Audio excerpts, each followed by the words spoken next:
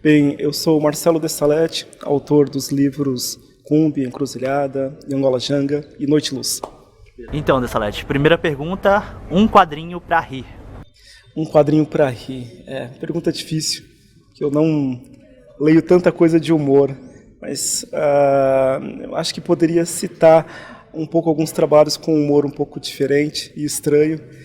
Eu gosto muito do Ordinário, do Rafael Sica. Me atrai a estranheza, me atrai a forma como ele constrói as narrativas. É uma forma extremamente engenhosa e ele consegue fazer humor com coisas muito simples e muito banais do dia a dia.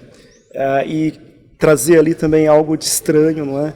De onírico. Isso me atrai bastante. Próxima pergunta é um quadrinho pra chorar. Um quadrinho para chorar. Ai, meu Deus. Não querendo dar um spoiler aqui, mas estou lembrando aqui das últimas leituras. Então, um quadrinho que eu acho que é para chorar de fato, assim, quando você chega no final, é o novo do Quintanilha, o Luzes de Niterói. É um quadrinho que fala sobre uma relação de amizade, não é? Entre dois garotos. O quadrinho todo passa-se durante uma aventura deles dois no mar, não é? Envolvendo praia também. E ele constrói isso de uma forma muito bonita, muito singela, forte, contundente, e o final é extremamente arrebatador, assim. E é um trabalho que o Quintanilha faz com lápis, né, dessa vez. Tem toda uma simplicidade, embora o desenho dele seja sempre muito engenhoso, não é? E trabalhando também com cor dessa vez. Trabalho incrível, tem que ver. Se tu pudesse escolher só um quadrinho nacional, qual seria? Um quadrinho nacional? Que difícil isso. Vamos lá.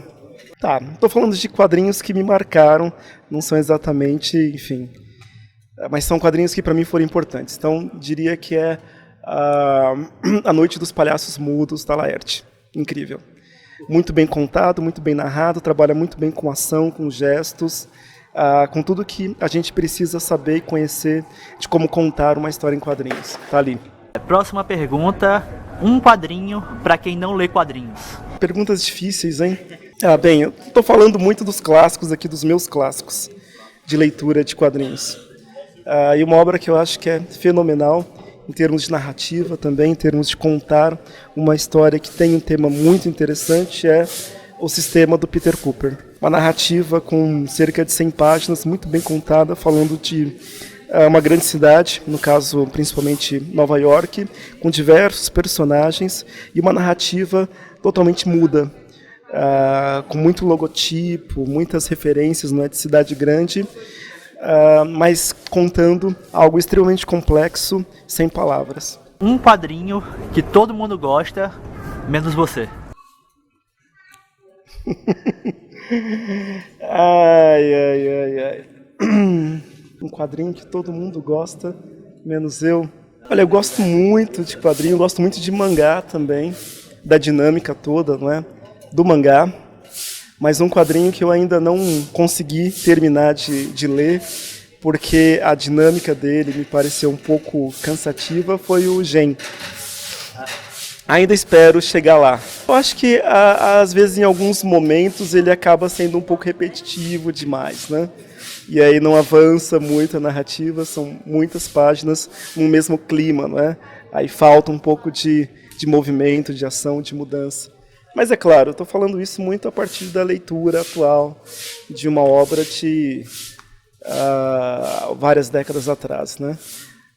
A gente tem que entrar um pouco naquele universo, naquele clima, às vezes, para conseguir ler algumas obras. Isso é questão de tempo, às vezes. Próxima pergunta é um quadrinho que mudou sua vida. Olha, eu diria que foi Akira, do Katsuhiro Otomo. Quando eu vi aquele tipo de dinâmica, aquela forma de representar as cenas de ação, mas também a narrativa, que é muito bem feita, os personagens muito bem construídos, e desenvolver isso numa série razoavelmente tão longa, não é? São cerca de 40 números ao total, eu fiquei maravilhado. Eu acho que em Akira, assim como em boa parte dos mangás, embora geralmente o quadrinho americano seja muito conhecido pelo super-herói e pelas cenas de ação, mas eu acho que poucos deles chegaram no nível de qualidade de muitos mangás em termos de criação de cenas de ação, de movimentação, de dinâmica, não é? De ritmo de quadrinho. Eu acho que o mangá, eles conseguiram quebrar diversas barreiras na forma de você contar uma história, se aproximar, não é, nesse diálogo com o cinema também, e trazer o leitor para dentro da história, né? Bora lá, penúltima pergunta é a seguinte: um quadrinista, homem ou mulher, que você considera o grande? Em homenagem à exposição que está acontecendo aqui do lado, eu vou falar do Mutarelli. Eu acho que é uma obra ímpar, fenomenal. Acho que é uma obra que, quando eu tive contato com aquele tipo de quadrinho, que destoava um pouco do que estava sendo feito na década de 90 aqui no Brasil, que era geralmente quadrinho de humor, não é? Então, quando eu vi aquele tipo de quadrinho, trabalhando muito bem com drama, com histórias muito densas, de certo modo foi algo que me influenciou e abriu as portas para pensar que era possível contar histórias, não somente de humor, no formato de livros, de álbuns completos. Acho que o que o Mutarelli fez com Transubstanciação e com diversos outros álbuns foi abrir uma porta, não somente para ele, mas para muitos quadrinistas aqui no Brasil. A última pergunta é uma indicação de quadrinho livre. Qualquer quadrinho que tu queira indicar. Eu aconselharia, nesse momento, o trabalho Couro de Gato, do Patati e do Sanches, falando sobre o Rio de Janeiro, no começo do século XIX, diversas transformações sociais e toda aquela mistura, não é? No momento de criação do samba, com personagens ali emblemáticos no meio da narrativa também, e uma experiência gráfica também muito bonita no traço do Sanches, e que contando ali muito do Rio de Janeiro a partir do olhar desse grande roteirista também de quadrinhos aqui no Brasil, que foi o Patati.